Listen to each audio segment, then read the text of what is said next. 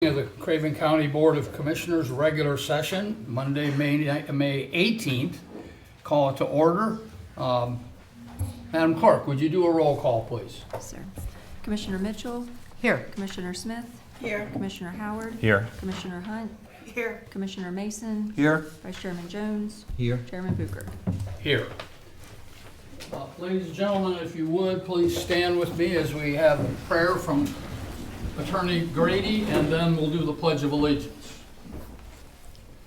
Gracious God, we give you thanks for giving us another day. You have blessed us with all good gifts, and with thankful hearts we express our gratitude. You have created us with opportunities to serve other people in their need, to share together in respect and affection, and to be faithful in the responsibilities we have been given. In this moment of prayer, please grant to all those who serve Craven County the gifts of wisdom and discernment, that in their words and actions they will do justice, love with mercy, and walk humbly with you. May all that is done this day be for your greater honor and glory. Amen. Amen. I pledge allegiance to the flag of the United States of America and to the republic for which it stands, one nation under God, indivisible, with liberty and justice for all.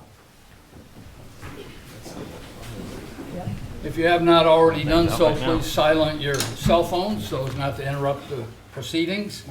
We have several guests I'd like to acknowledge. Senator Bob Brinson in the front row. Welcome. We have several representatives from Leadership Craven, and I would like them to stand and give their name and what organization they are affiliated with, if you would, please. How you doing? My name is Mark Morris. I'm from Carolina East. I work as the director of the behavioral health services there. Okay, So, welcome. ladies, whoever's next. My name is Shandy Coop. I'm from Refugee Ministry. Welcome. I'm Sydney Braxton. I'm a CPA at PB Manners. Hi, I'm Katie Harrison, and I work with Visit New Bern. Thank you. Welcome.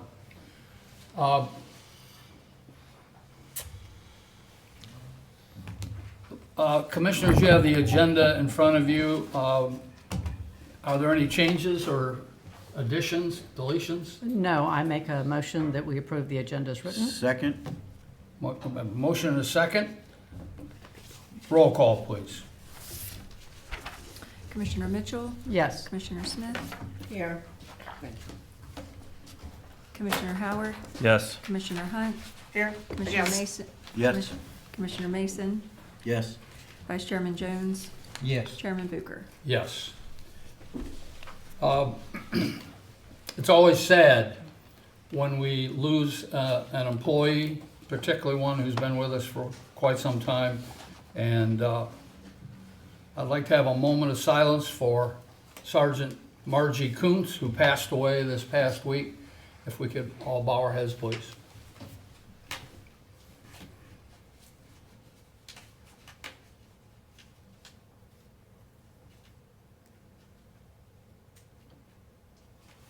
Thank you.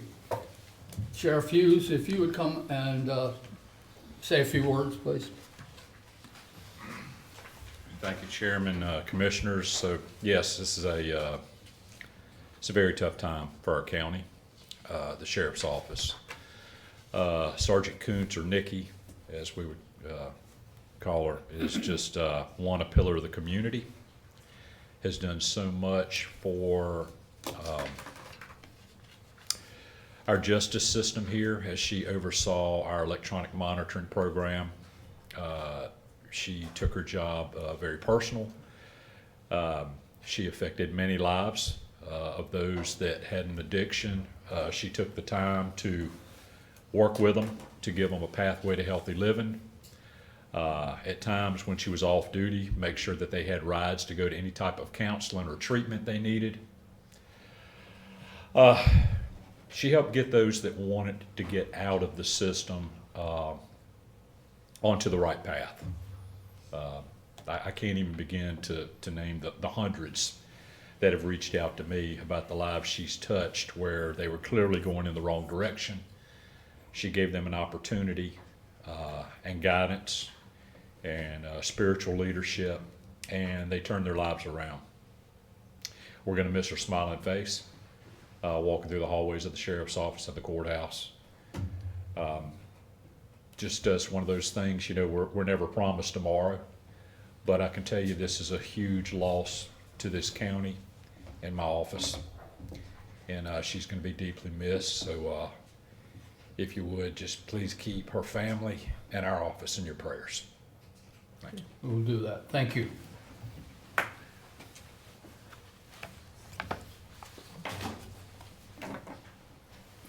Commissioners, today the consent agenda includes the minutes of the May 4th regular session, the tax releases and refunds, and administration, juvenile crime prevention council printer purchase.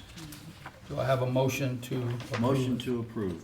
Second. Have a motion and a second. Roll call, please. Commissioner Mitchell, Yes. Commissioner Smith, Yes. Commissioner Howard, Yes. Commissioner Hunt, Yes. Commissioner Mason, Yes. Vice Chairman Jones, Yes. Chairman Bucher. Yes. Item number 2 on the agenda is our county manager, Mr. Jack Veit, with a proposed budget presentation.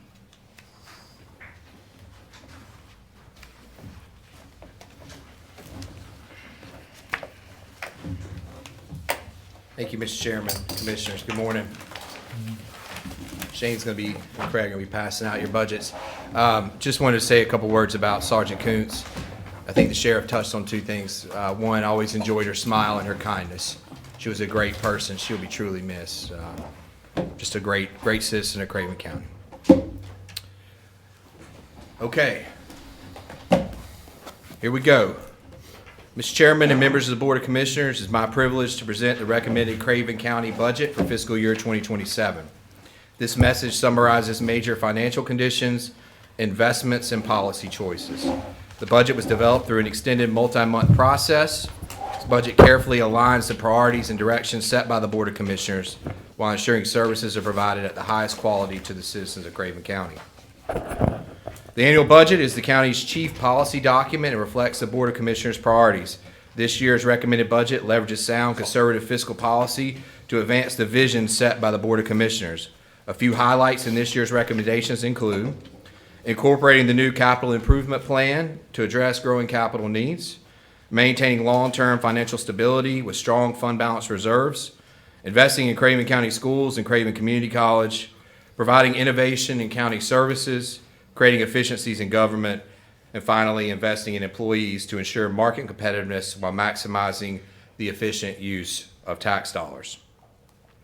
The recommended general fund budget for fiscal year 2027 is $168,611,778 and recommends that the ad valorem tax rate for fiscal year 2027 remain at 44.48 cents per $100 of valuation. This year's recommended budget represents an increase of 4.5% compared to last year's adopted budget.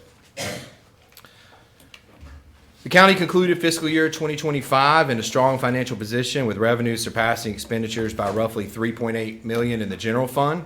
The county's conservative spending approach also resulted in an unassigned fund balance of $52 million, or 34.28% of expenditures, with a reduction in long-term debt of $4.6 million. As we move towards fiscal year 2027, the county's financial position remains stable and shows continued positive momentum. For the first 10 months of the current fiscal year, revenues remain stable and in line with previous years. The stability is primarily attributable to the steadily expanding property tax and sales tax base. Other revenue sources, including state funding, charges for service revenue, and investment earnings, have also impacted this recommended budget. A couple highlights here. Property tax revenue is showing stable growth as construction continues, and the county remains a desirable destination for relocation and major regional source of employment. Sales tax revenue, following tremendous growth during and after the COVID years, is beginning to stabilize, and while still a healthy source of revenue, it is not growing at the rates seen previously. Medicaid hold harmless revenue is budgeted $750,000 lower than fiscal year 2026 due to rising state Medicaid costs for Craven County residents. SNAP administrative revenue will decrease by $612,514 due to cost shifts from the Big Beautiful Bill. And finally, ABC board revenue is declining, with this budget including only $650,000 budgeted compared to a historical range of $1 million to $1.5 million. You'll see there a chart at the bottom of sales tax revenue showing that gradual stabilization of that fund. Again, this budget recommends no change to the property tax rate of 44.48 cents per $100 evaluation. Craven County maintains its status as one of the lowest tax rate counties in the region, as shown in the chart below. See, we're second lowest in our region compared geographically to neighboring counties. Fee changes. This budget includes minor fee changes, primarily right-sizing our building inspection fees and new water tap and service fees, albeit not the water rates, to align with peer jurisdictions and ensure the county covers the costs for providing these essential services. The county continues to face rising costs due to inflation across all service areas. Costs continue to rise for equipment, materials, supplies, fuel, vehicles, contract services, and insurance. While inflationary pressures are impacting internal departments, this also affects funding requests made by outside agencies.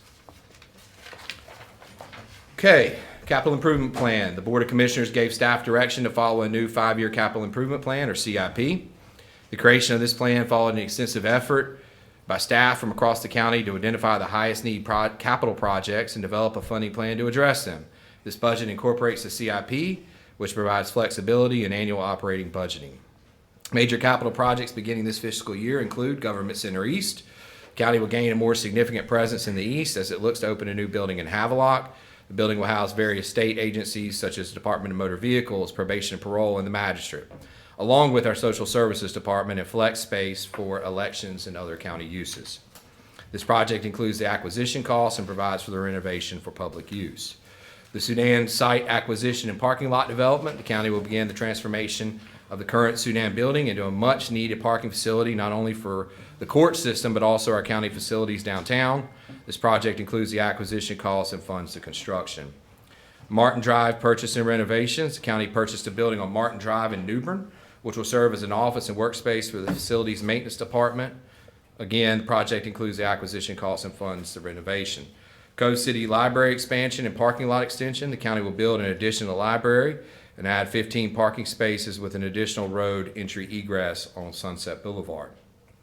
DSS remodel. Some office space in the DSS building will be renovated and repurposed to allow for the Hope Family Resource Center to move into the main building, freeing up additional space for other county functions.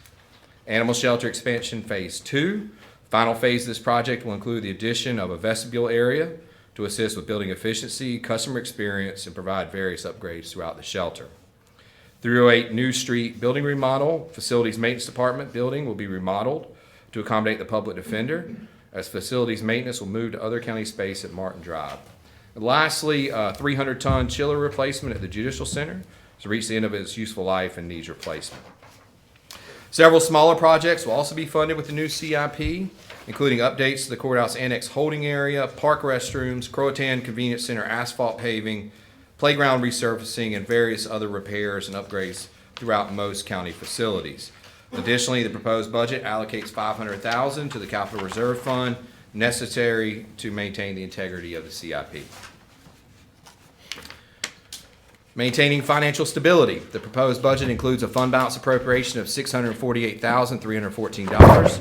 A fund balance appropriation is necessary to provide mandated essential services, including increased support to Craven County Schools and Craven Community College. Still, the county recognizes the importance of maintaining adequate reserves. As mentioned previously, at the end of fiscal year 2025, the county's available fund balance stands at 34.28%, which is comparable to that of our peer counties. Past events such as Hurricane Florence demonstrate the importance of maintaining healthy reserves, which the county continues to do with our conservative approach to spending. Investing in Craven County Schools and Craven Community College. The current expense funding for Craven County Schools is recommended at $26,552,876, a nearly 4% increase over the last fiscal year. This allocation will cover additional personnel and operating costs, including salaries, retirement, health insurance, charter school funding, insurance, utilities, and software implementation. This continues the county's significant investment and support for our local school system. Craven County Schools is facing complex and serious budget challenges, as are many other school systems around the state. While the recommended funding amount continues the county's commitment to the school system, long-term issues must be addressed in the future. As revenues from federal and state sources tied to enrollment continue to decline, the cost to operate and maintain aging facilities does not. As you can see, there's a chart there. Blue line is operational approved by this board, and the orange line is the operational request from the school system. Forecasted enrollment numbers continue to show a decline in students, resulting in a proportional decline in state funding, as you can see on the chart below, looking from 2015-16 to 24-25. Additionally, the county continues to provide school resource officers at every school. If you remember, board, this was the last time taxes were raised to put an SRO in every school, and I believe that was about 3 years ago. As you can see, the costs for this continue to grow, including the last year there, fiscal year 25-26. Budget includes $2,898,576 in capital project funding, a 34.4% increase from the previous fiscal year, which includes a $630,027 increase for the Apple iPad lease. As noted in the school's presentation on May 4th, 2026, it is vital that school leaders complete a 10-year capital improvement plan so the county can plan for future capital needs. Craven County Schools still face structural budget problems. County staff and the Board of Commissioners will need to continue working with the school system throughout the year to ensure a high-quality education is provided to all students in Craven County while ensuring efficient use of taxpayer dollars.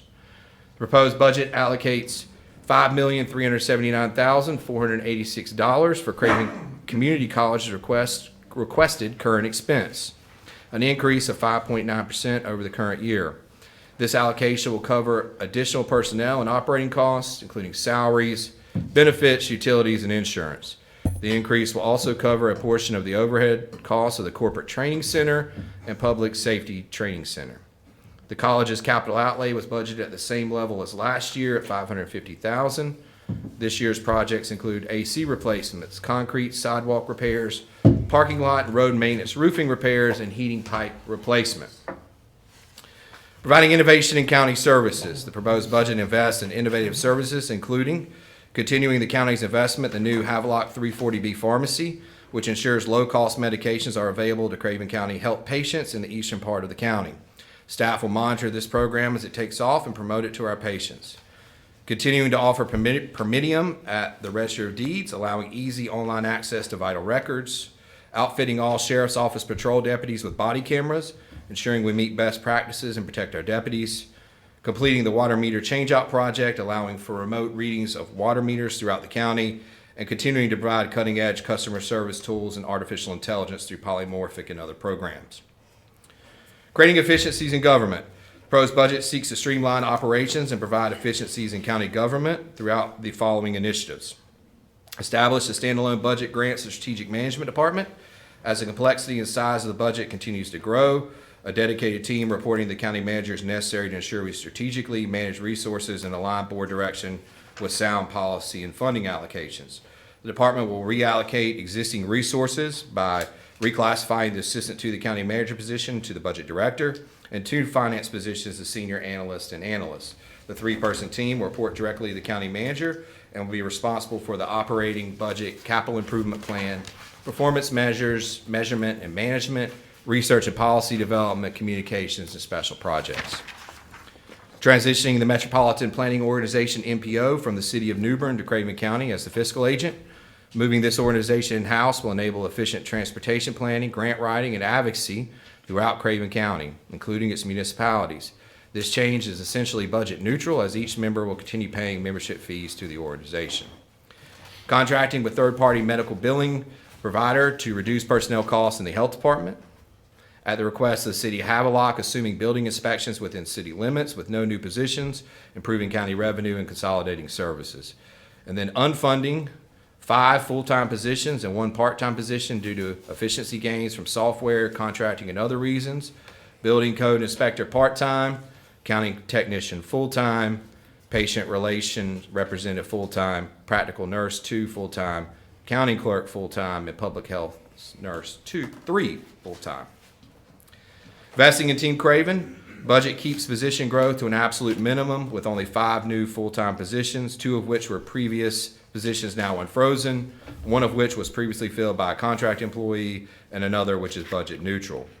And those positions are 1 community health technician health, which replaces a contract employee, 1 social worker 3 DSS adult services, which is necessary to meet growing demand for adult protective services, 2 detention officer 1s, which unfreezes 2 previously funded positions, and 1 MPO supervisor transportation, which is budget neutral as we are now the fiscal agent for the MPO instead of the city of New Bern.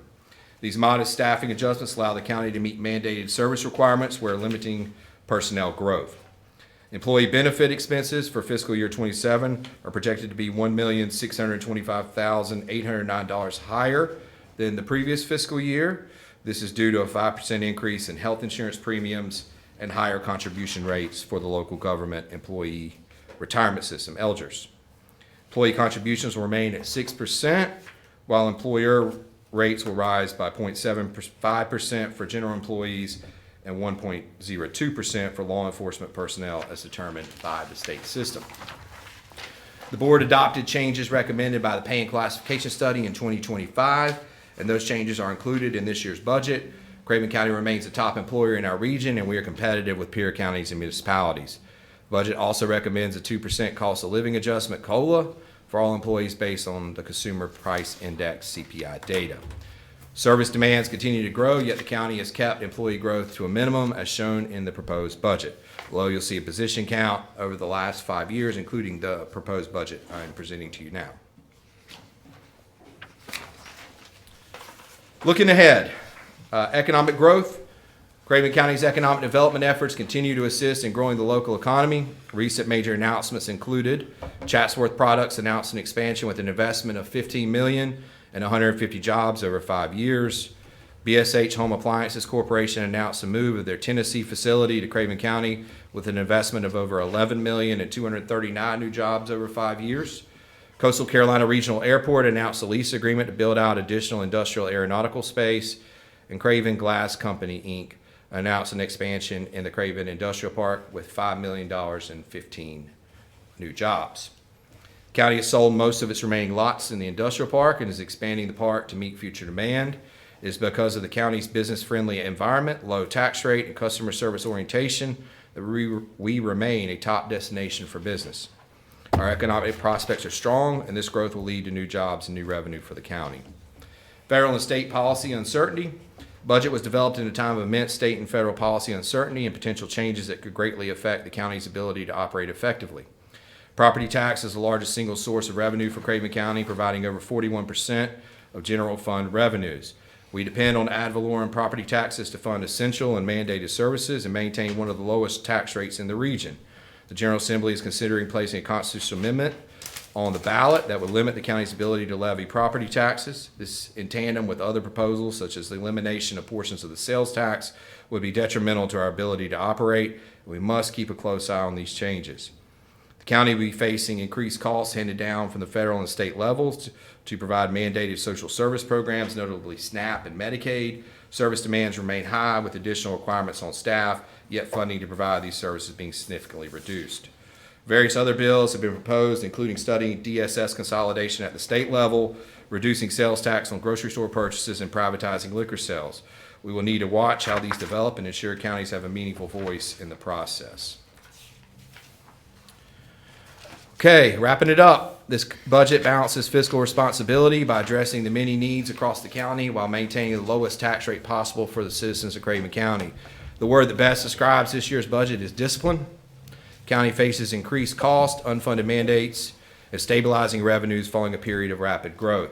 As future revenue growth in the county remains precarious due to broader economic conditions and legislative challenges, this budget ensures we can continue providing high-level essential services. This budget focuses on essentials and reflects prudent, disciplined government. I commend the department heads, staff, and agencies for their cooperation and valuable assistance in this budget process. I thank our Finance Director, Craig Warren, Assistant County Manager, Gene Hodges, Human Resource Director, Amber Parker, IT Director, Steve Bennett, Fiscal Grant Specialist, Sarah Williams, and Assistant to the County Manager, Shane Daigan, for their essential contributions to developing this budget. I look forward to working with the commissioners in finalizing the budget. Recommended budget will be available for public inspection in the county manager's office and posted on the county website. I recommend that the board schedule a public hearing at 6 p.m. on Monday, June 1st, and conduct budget work sessions as required. Mr. Chairman, that is the budget message and presentation. Look forward to just shortly after this meeting starting the process. So I'm happy to answer questions now or dig in later. You let me know. Do you have any questions now, or do we want to wait till we get into our session? Anybody have any questions? Session's fine. Looks like no questions at this time. Okay, so. Thank you for a good, concise overall view of Yeah. what we got in front of us. So I would recommend to the board to go ahead and schedule the public hearing for June 1st at 6 Do I have a p.m. motion to I make schedule that this public motion. hearing? You have a motion and a second? Second. All in favor? Aye. Opposed? Thank you, Mr. Chairman. We got a hearing scheduled.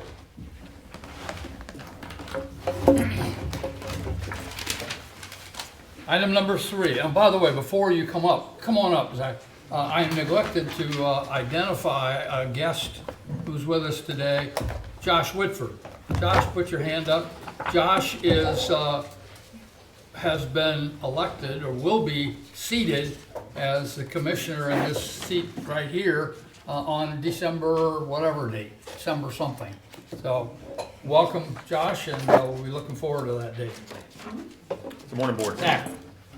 During the current fiscal year, the county garage has experienced cost increases related to tires, parts, materials, and specialized tools that have impacted budget expenditures beyond what was anticipated for the FY 25-26 budget.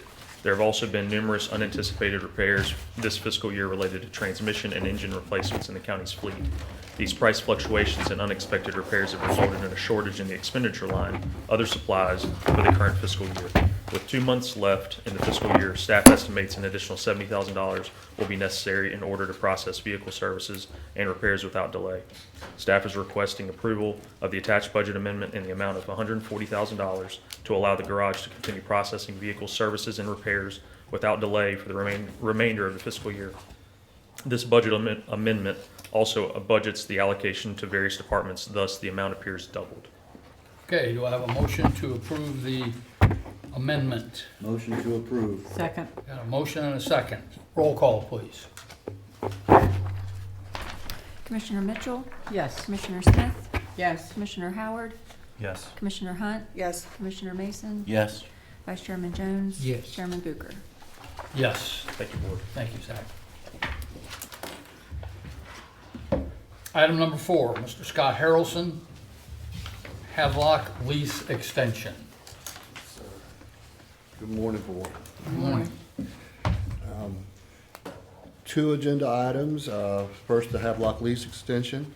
As you know, we have a location in Havelock that houses a primary care clinic, WIC clinic, and now also a VA behavioral health clinic as well. So the lease on that is up for renewal.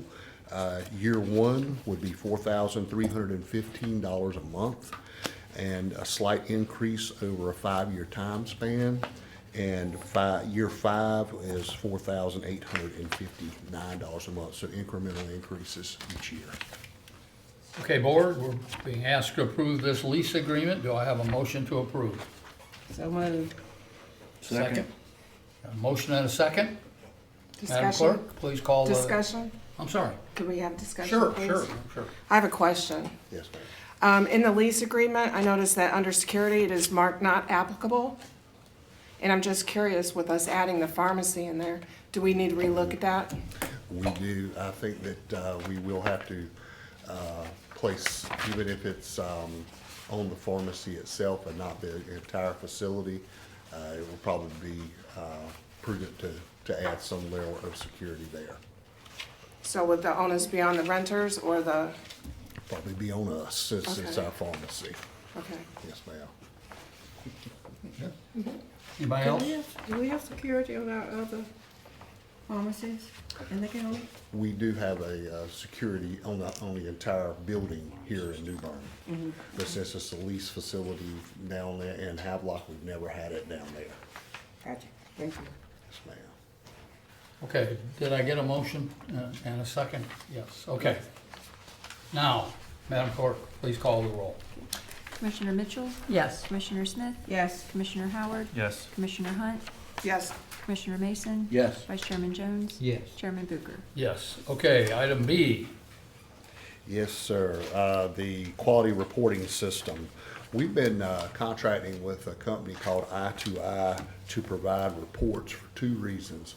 One's for federal reports for our federally qualified health center. These are really detailed, and they're very similar to what Medicaid requires of us as a Tier 3 provider. Basically, your performance, and what we get from these is the continued federal funding by giving the information to UDS reports, utilization data set reports for the federally qualified health center, and we also get Medicaid incentives. Our annual Medicaid incentive was $140,000. There's additional incentive payments, though, that come in sporadically throughout the year in addition to that $140,000. So we are recouping some incentives, and the overall cost for 3 years is $53,639 over a 3-year period. And I2I was bought out by Azera, and that is actually about $2,000 a year less than what we're paying now. Okay, we're being asked to approve the budget amendment, 53,639. Any questions for Mr. Harrelson on this? No, sir, I make a motion that we approve. Okay. Do I have a second? Second. I have a motion and a second. Madam Clerk, call the roll, please. Commissioner Mitchell, Yes. Commissioner Smith, Yes. Commissioner Howard, Yes. Commissioner Hunt, Yes. Commissioner Mason, Yes. Vice Chairman Jones, Yes. Chairman Bucher. Yes. Thank you for your Thank support. you. Appreciate it. Item number 5, Social Services, Mr. Jeff Merritt. Chairman, Commissioners, County Manager, thank you for having me. Today we bring up before a budget amendment related to our representative pay fund in accordance with GASB 84 for fiduciary activities. Remember, a couple years ago, we had to put this in our general fund instead of us paying it directly, so we're just asking for additional money for pass-through to account for those costs that we're collecting on behalf of those youth and adults that we get and put in this special pay account, and then pay from that account to the general fund, and the general fund pays that for their expenses. Okay. Questions for Mr. Merritt? This is completely pass-through money. Completely pass-through money, yes, sir, Commissioner Howard. Thank you. Okay, so it's not new money? I would make a motion that we approve the budget amendment amount of $1.5 million. Okay. Second. Have a motion and a second. Roll call, please. Commissioner Mitchell, Yes. Commissioner Smith, Yes. Commissioner Howard, Yes. Commissioner Hunt, Yes. Commissioner Mason, Yes. Vice Chairman Jones, Yes. Chairman Bucher. Yes. Thank you. Thank you, Jeff. Item number 6, Sheriff Hughes, budget amendment. Morning again. This budget amendment, we're requesting $30,908 for employee payouts. This is where we've had, once again, employees that have been long-serving with us, have retired, and vacation, comp time, holiday pay is required for payout. Okay. Any questions? Do I have a motion? So moved. Second. Got a motion and a second to approve the budget amendment of $30,908. Madam Clerk, please call the roll. Commissioner Mitchell,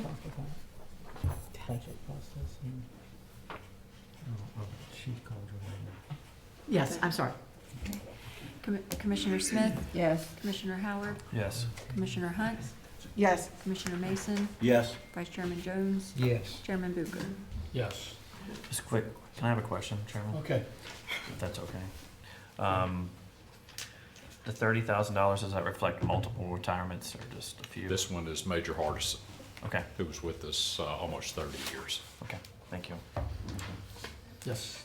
Sheriff, I have a question. Reading the report that you sent us this previous month, there were some varying amounts for medical diversion. Could you explain that, please? In regards to inmate, additional medical care, I would have to look at the specifics of it as exactly what it was for, but usually this is additional medical costs that are incurred. And then we will send them to a bed, if you will, to address maybe their addictions or something like that, and during that time, some medical costs are incurred. Oh, okay, so we're paying for those medical costs. Sometimes we are. Okay. Yes, ma'am. I know. I invited him. Okay. Anything else for the sheriff? Thank you, sir. Thank you. Number 7, Brody Brown. Good morning, Board. Morning. I have 2 items this morning. The first is the Golden Leaf closeout.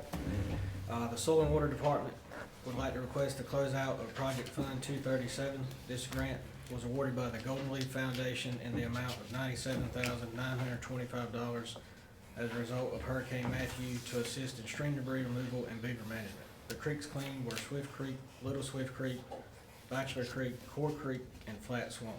The project is complete. We request the board to close out Fund 237 and request the chairman to sign the budget amendment and closing ordinance. Okay, any questions for Mr. Brown?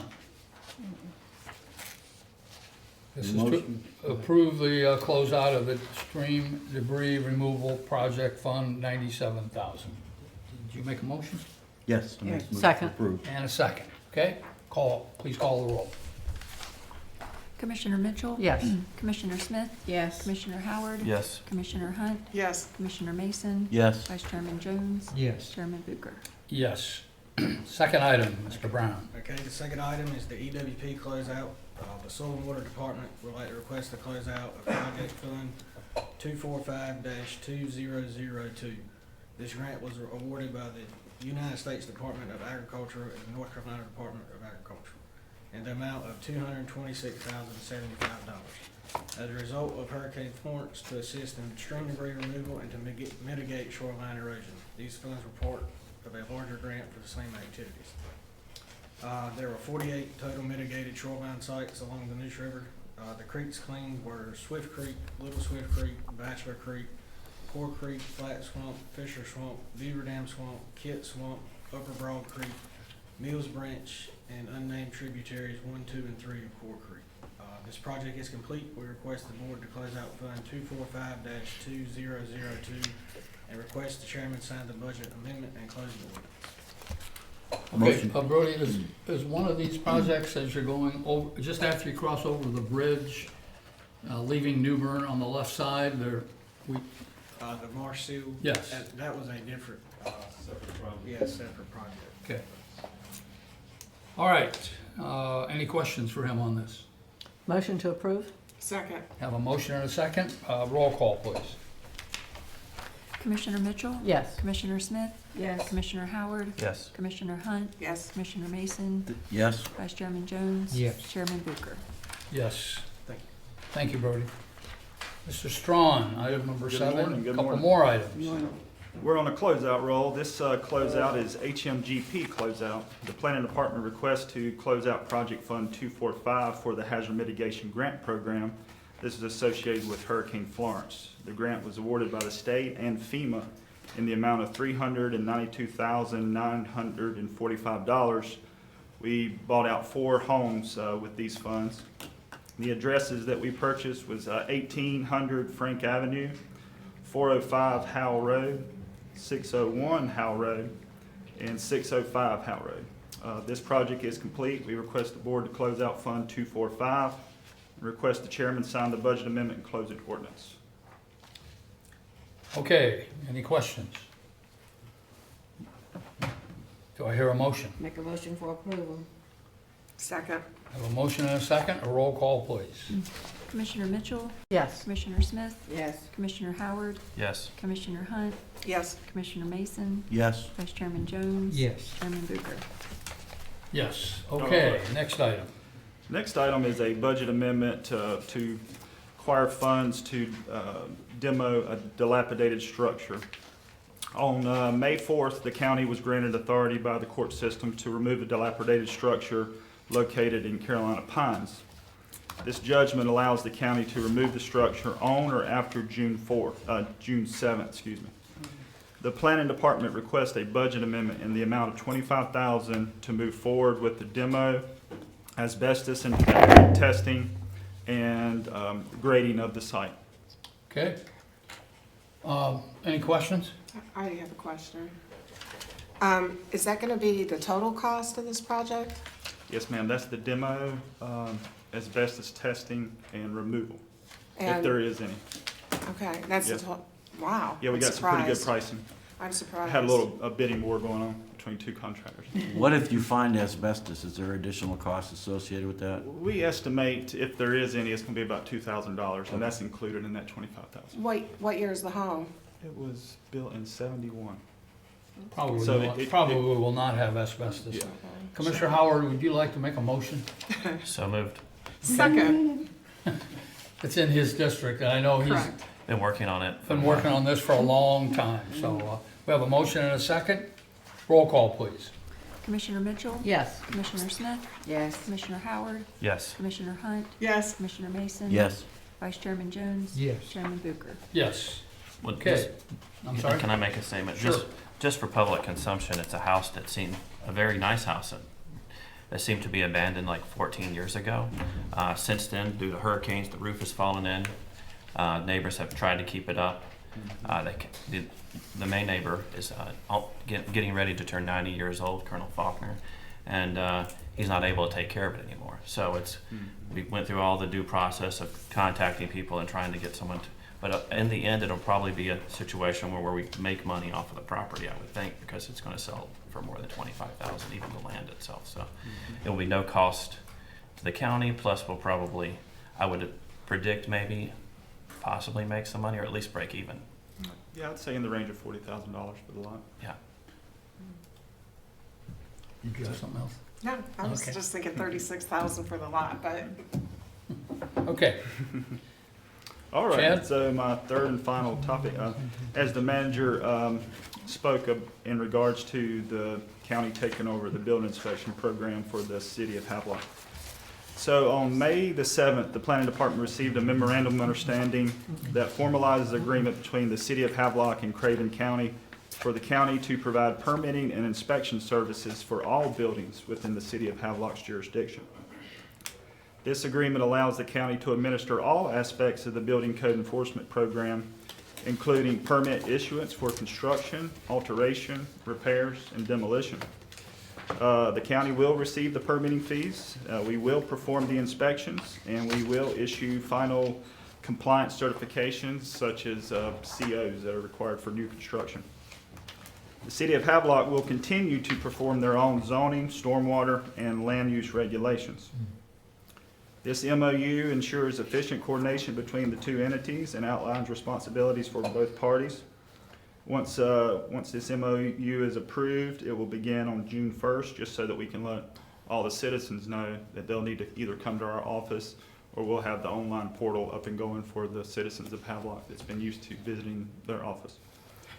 So, and it will remain in place until mutual consent to discontinue that agreement. So at this time, if the board does not have any questions, request the board to accept and approve the MOU as drafted. Questions? Just one question. We have similar MOUs with other communities in the county, correct? Yes, ma'am. For the benefit of the citizens, could you discuss which ones those are? It would probably just be easier for me to say all communities except for Bridgeton and New Bern after this one is adopted. Okay, thank you. Any other questions? happy to make the motion to approve this MOU with the city of Havelock. Okay, Second. have a motion and a second. Let's do a roll call, please. Commissioner Mitchell? Yes. Commissioner Smith? Yes. Commissioner Howard? Yes. Commissioner Hunt? Yes. Commissioner Mason? Yes. Vice Chairman Jones? Yes. Chairman Bucher? Yes, I think this is a positive move to, again, consolidate services under one, instead of having different departments doing things, different towns. It's all under the county in this way, so that's positive. Thank you. Thank you, sir. Item number 8 is appointments. If you'll note, Commissioners under pending, Craven Aging Planning Board, Craven County Clean Sweep Committee, Juvenile Crime Prevention Council, Recreation Advisory Council. Those are pending under current. First one, Craven County Board of Trustees. Augustus Willis seeks reappointment. I recommend Judge Willis. Okay, are there any other nominations? Hearing none, Mr. Willis will be reappointed by acclamation. Emergency Medical Services Advisory Council. Jonathan Stevens seeks reappointment. Do I have a nomination for Mr. Stevens? I would make that nomination. Okay, are there any others?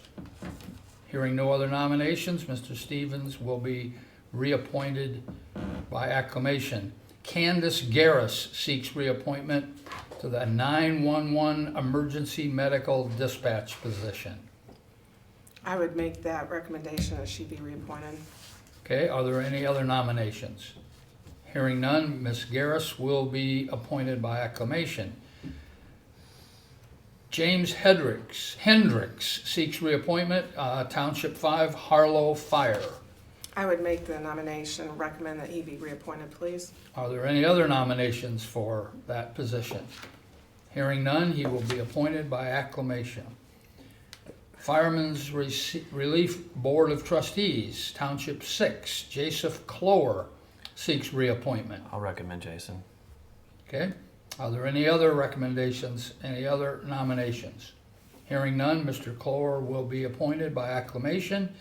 And Dennis Wilson seeks reappointment, same position. And I'll nominate Dennis also. Okay, are there any other nominations? Hearing none, he will be appointed by acclamation. Under Juvenile Crime Prevention Council, Jennifer Dacey seeks reappointment. Make that nomination.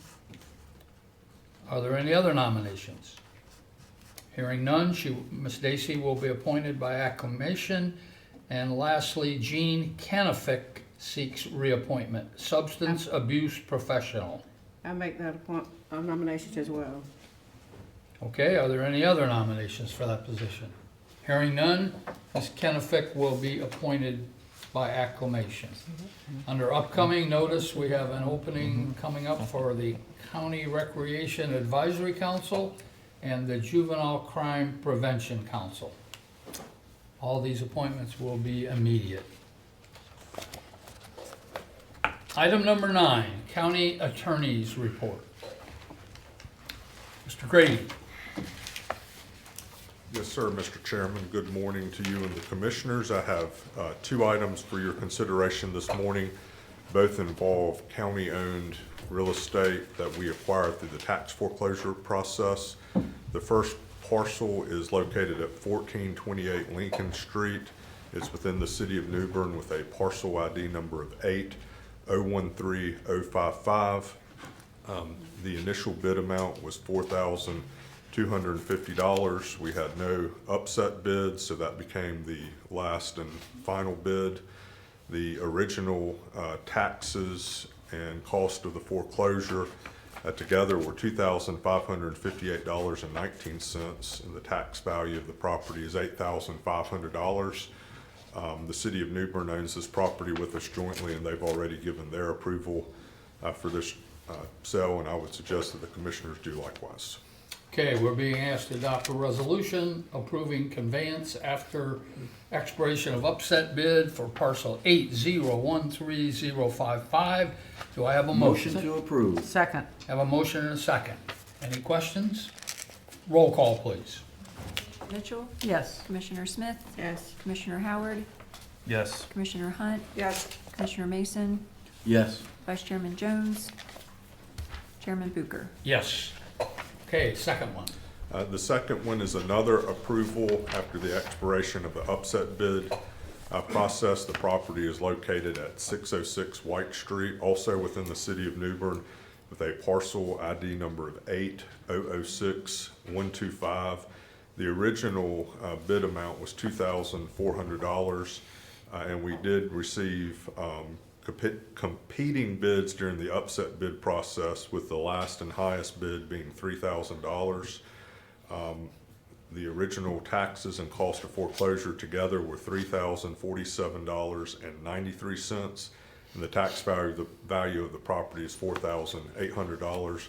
The city of New Bern has already given its final approval to this sale, and I would ask that the commissioners consider doing likewise. So moved. Second. A motion and a second. Madam Clerk, please call the roll. Commissioner Mitchell? Yes. Commissioner Smith? Yes. Commissioner Howard? Yes. Commissioner Hunt? Yes. Commissioner Mason? Yes. Vice Chairman Jones? Chairman Bucher? Yes. That concludes my report. Thank you, sir. County Manager report.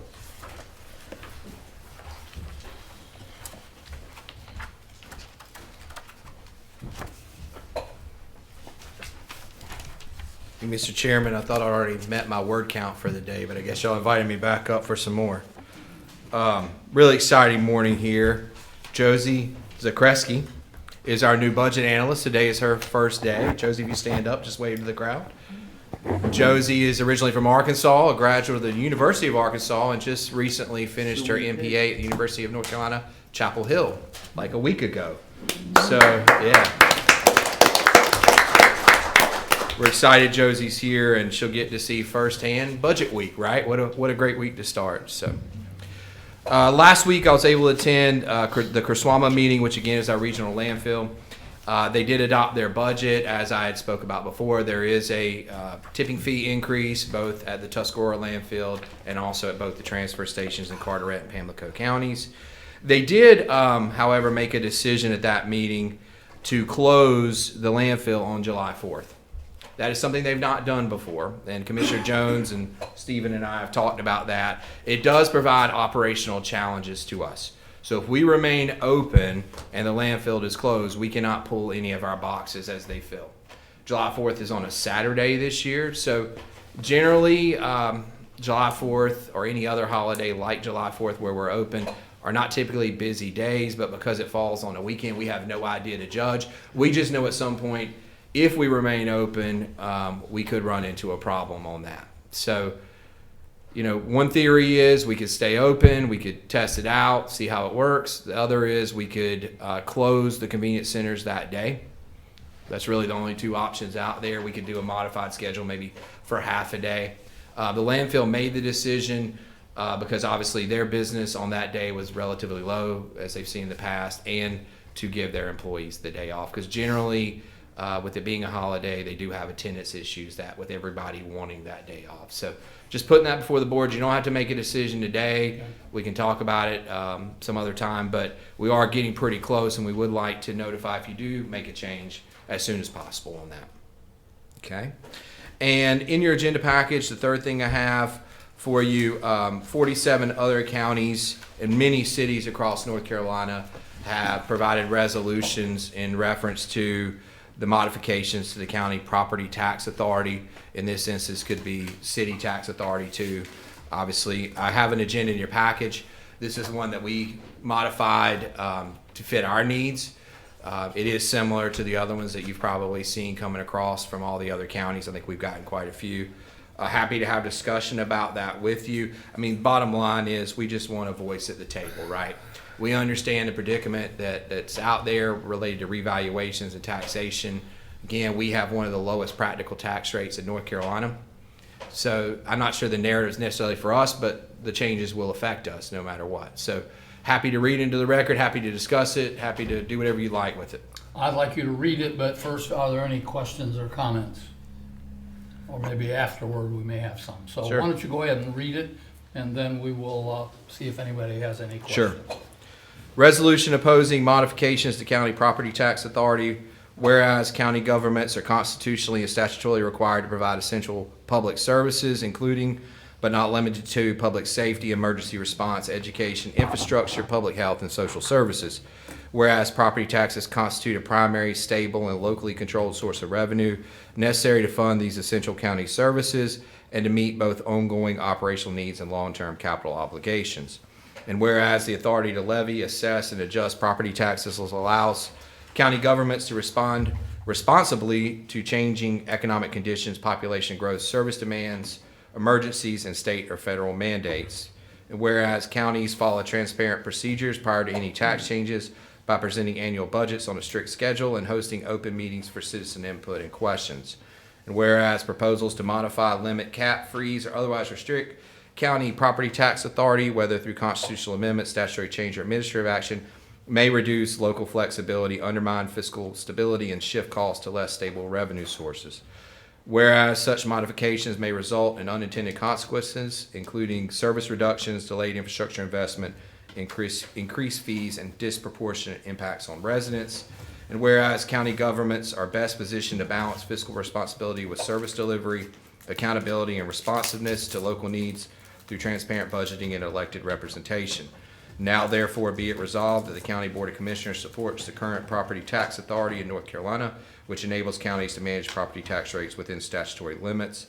And be it further resolved that the Craven County Board of Commissioners formally opposes any constitutional amendment that would restrict, cap, reduce, or otherwise limit county property tax authority. Okay. Comments from the board? I would make a motion that we approve the resolution. Okay. Second motion. I have one comment, and is there any way you could put a specific reference to the county having good stewardship and a record of frugal's the wrong word, but responsible management of its property taxes? Disciplined. Yep. If the board just will amend the motion to include that, that'd Yes. be great. We'll absolutely do that. Yes, include that in the motion. I would make that amendment.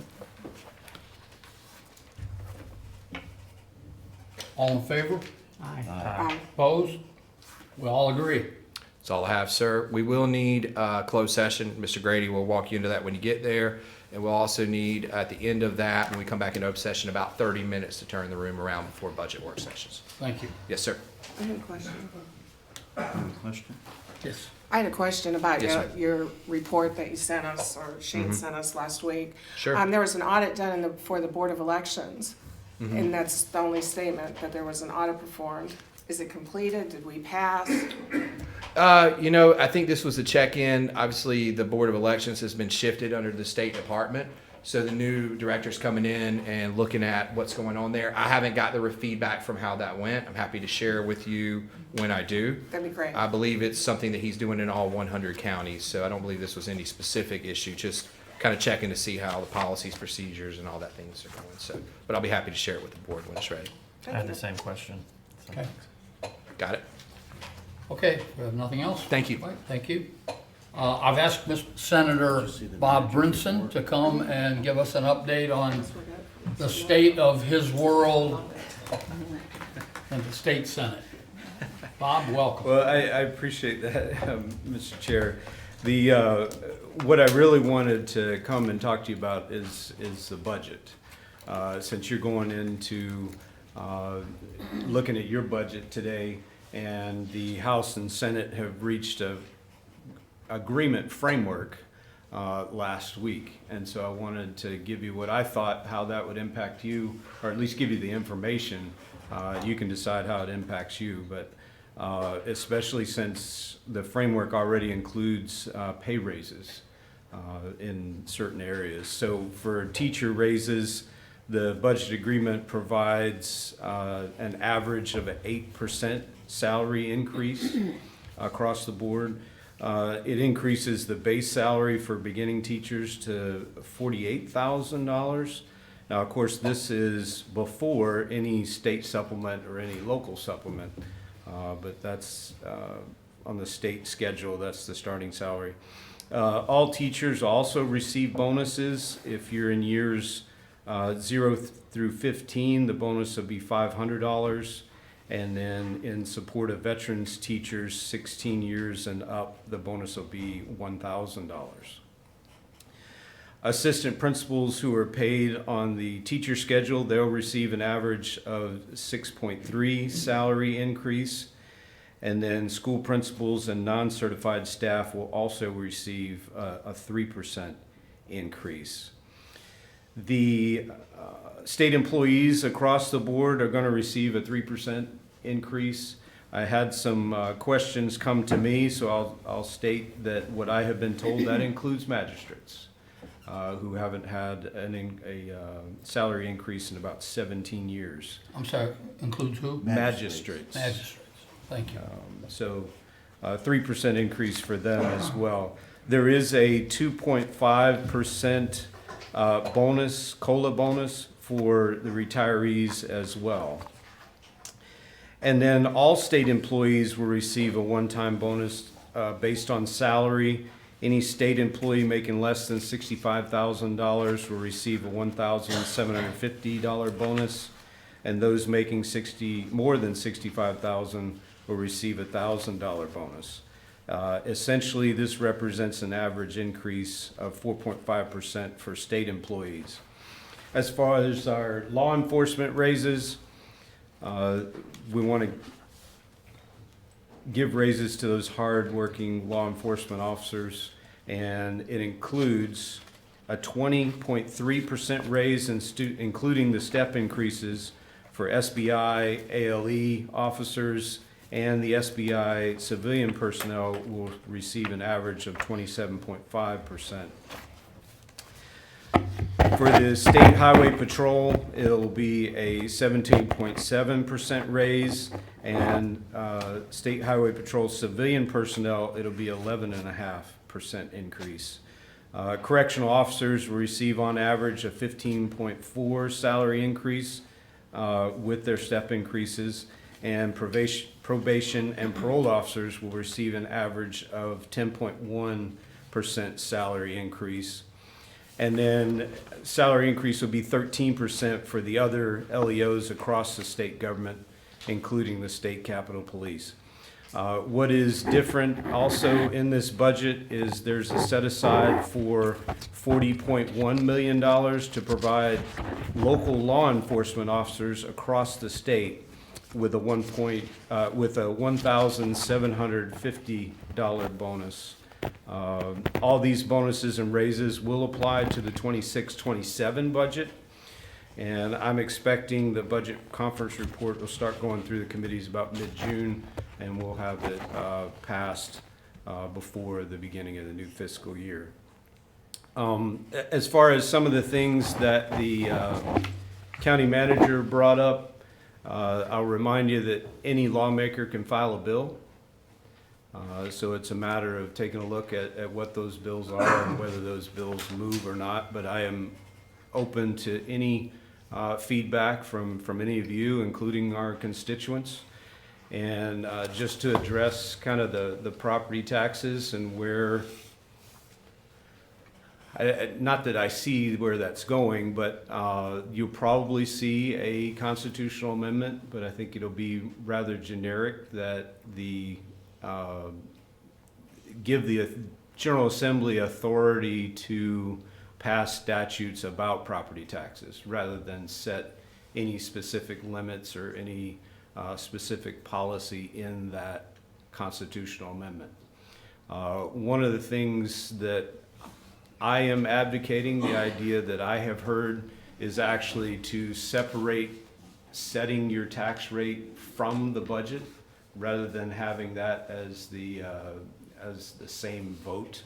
Essentially, you would notice any property tax increase, have a public hearing, and have a separate vote on any property tax increase rather than including it in your budget. Make it a separate vote. That's kind of where I'm sitting on that. As far as property taxes go, it's a transparency in property taxes.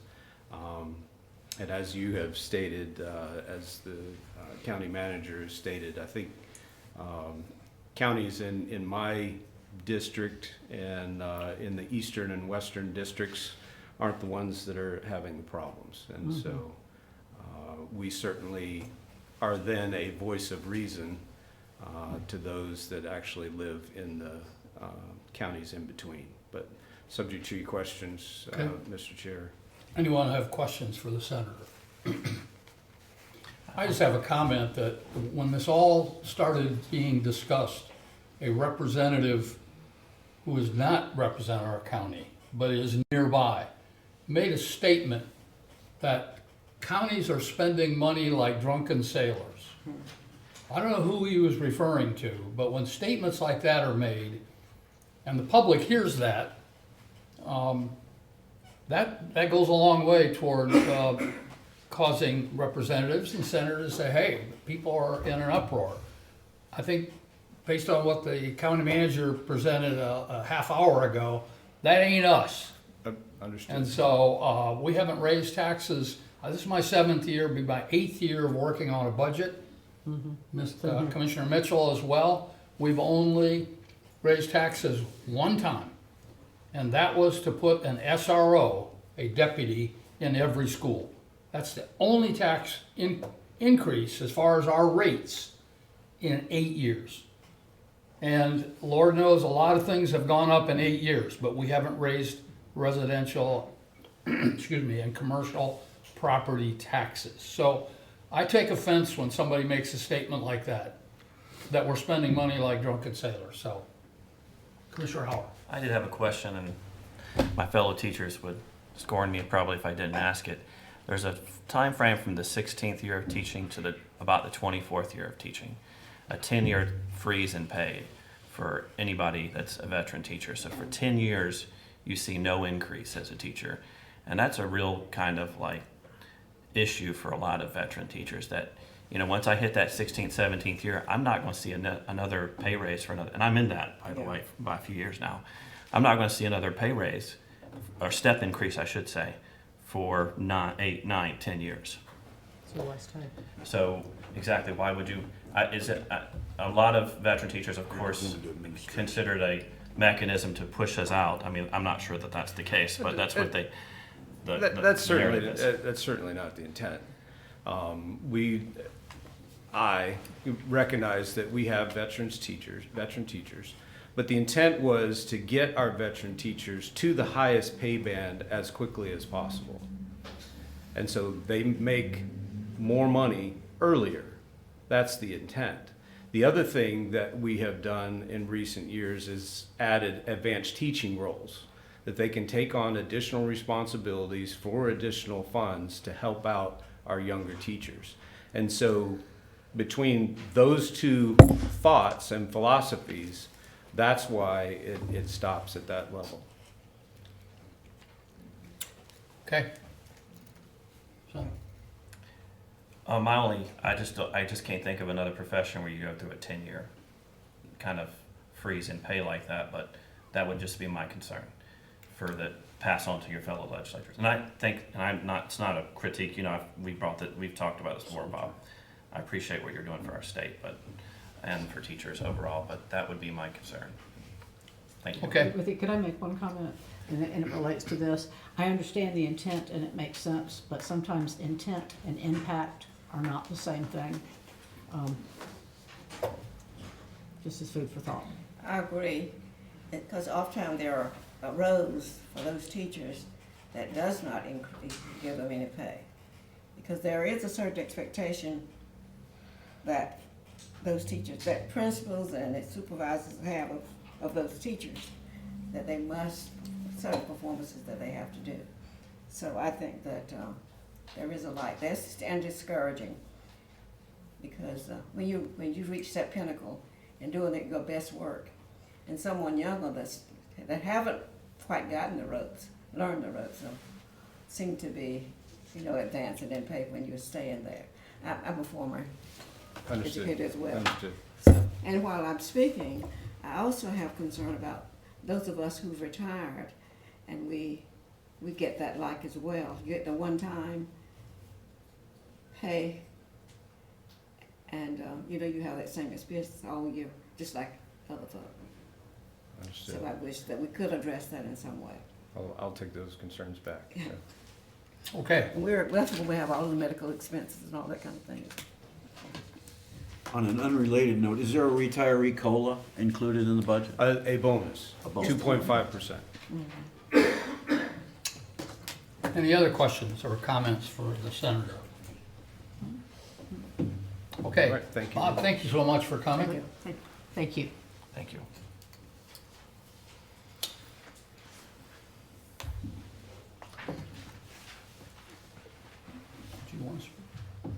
Did you have anything?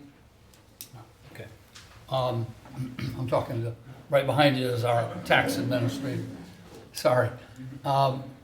Okay, commissioners' comments. Oh. I'll start with you, Commissioner Smith. All right, thank you.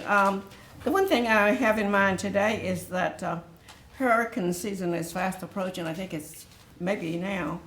And in my mind, I'm concerned about safety of our citizens. And so I would hope that everyone have safety in mind. We do have some pamphlets that the county offers to our citizens. Not enough for every person, but we're hoping to put them in strategic places like recreation centers and things of that sort. But every citizen needs to know when a hurricane is coming, what they need to do, what supplies they need, what they need to do if they stay at home, what they need to do if they're going to leave home, if they have animals that they need to take care of or see to their care, if they have to leave, directions they need to take if they're going to travel or must travel out of the area where they are to be safe.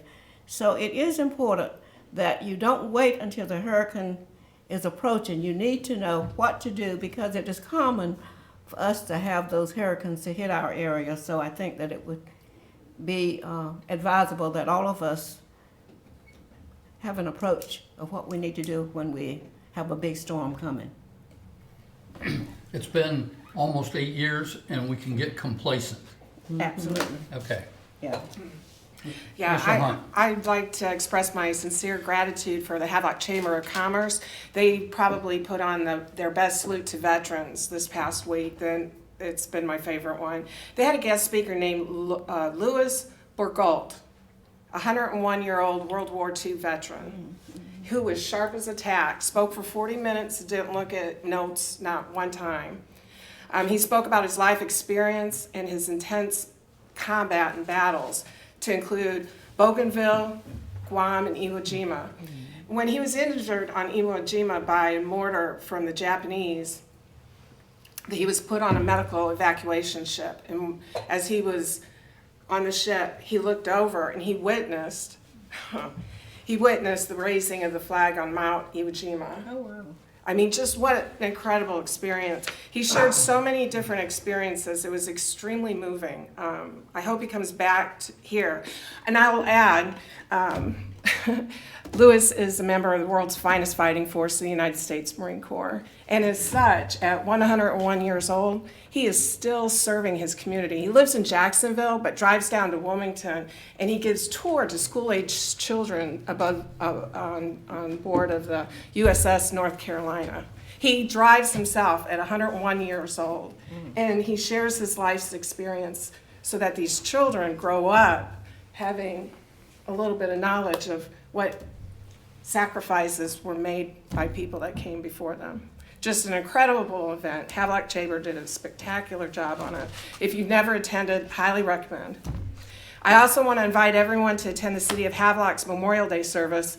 It's 9 o'clock on May 25th at the Havelock Tourist and Event Center, so that we can all remember those that made the ultimate sacrifice for our freedoms. Everybody talks about the event in New Bern, and it's a wonderful Memorial Day service, to be sure. But people can find the parking challenging in New Bern, to say the least. So if you'd like to remember without the parking challenges, you're welcome to join us in Havelock, May 25th at 9 o'clock. Thank you. Thank you. I'd like to echo Commissioner Smith's concern over being prepared. Now is the time, even though the season goes from June 1 to 30 November. Right. You can get a hurricane anytime, starting in probably April and extending into December. And I encourage people to be prepared now and not wait. I'd like to thank the Planning Commission and the Soil and Water Department for responding rapidly to the beaver infestation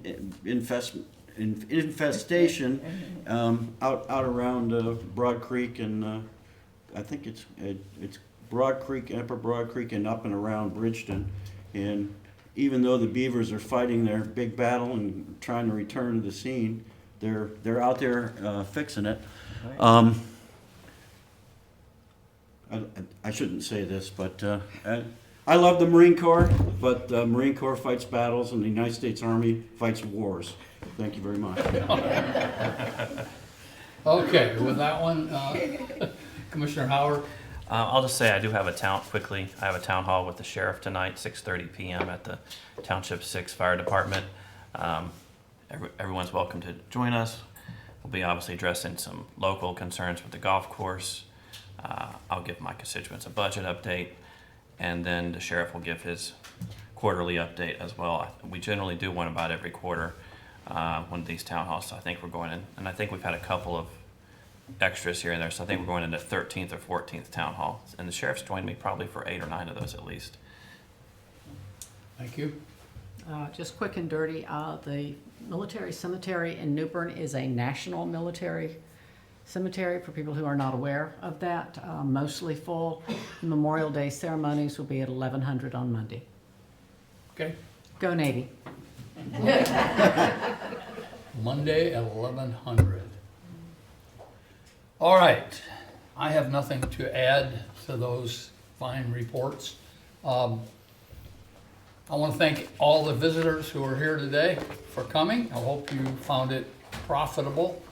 We are going to go into closed session. Following closed session, in this same room, we will start our budget discussions, and we will go all day. So closed session will be,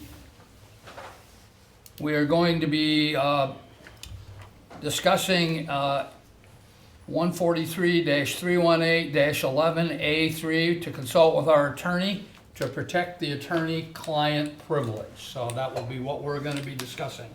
Mr. Chairman, the motion should also include that we are discussing the case of Craven County v. William and Margaret Butler. Okay? Whoever wants to make the motion, you heard that? Motion to go to closed session? Okay. Second A motion. motion and a second, all in favor? Aye. Opposed?